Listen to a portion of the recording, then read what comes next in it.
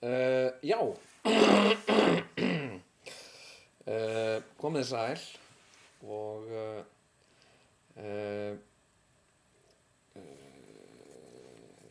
núna er búin að vera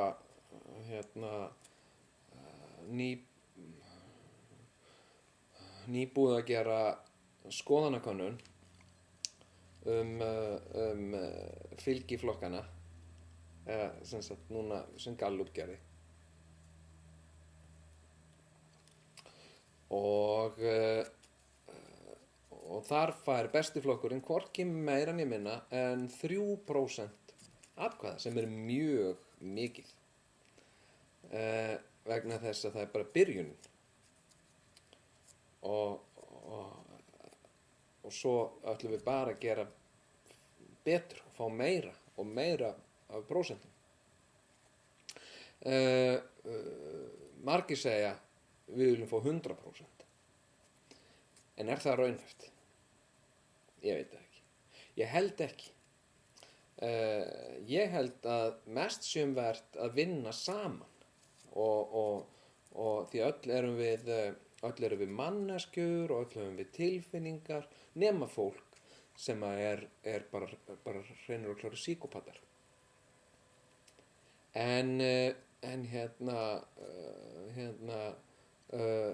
var í sundi á dögunum, þá kom til mín ungur strákur og spurði mig hvað eru skáp og skrýtla? Og ég veit það ekki, sko mín. Voru þær hérna? Nei, sagði hann, þær eru aldrei hérna. Og það eru skilaboðið í þessari spurningu litla drengsins. Af hverju sjáum við svona lítið af skáp og skrýtla? Af hverju sjáum við ekki meira af þeim? Þetta eru skemmtilegar.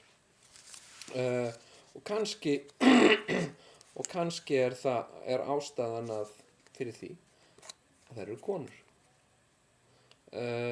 Það er ákveðin þöggun. Ef þetta væru tveir karlmenn sem væru að klæða sig upp í litrika búninga og fara þá væru þeim allar dyr opnar því að inn í öllum húsunum eru kallar og þeir eru inn í húsunum sínum og þeir vilja fá fleiri kalla inn í húsin þannig að þegar skop og skrýtla koma þá sé menn bara þá bara læsa þeir en það er svona ýmislegt sem að við viljum hafa skop og skrýtlu í sundlaugunum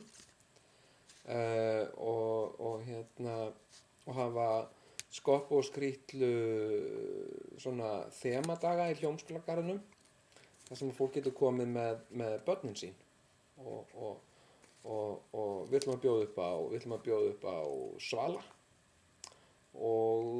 eða sem sagt ávaxtadrykki frá einhverju fyrirtæki sem er til í að styðja okkur og pilsur frá SS eða góða og ef það verður ekki pilsur þá verður hamborgarar og svo verður bjór fyrir unga fólkið.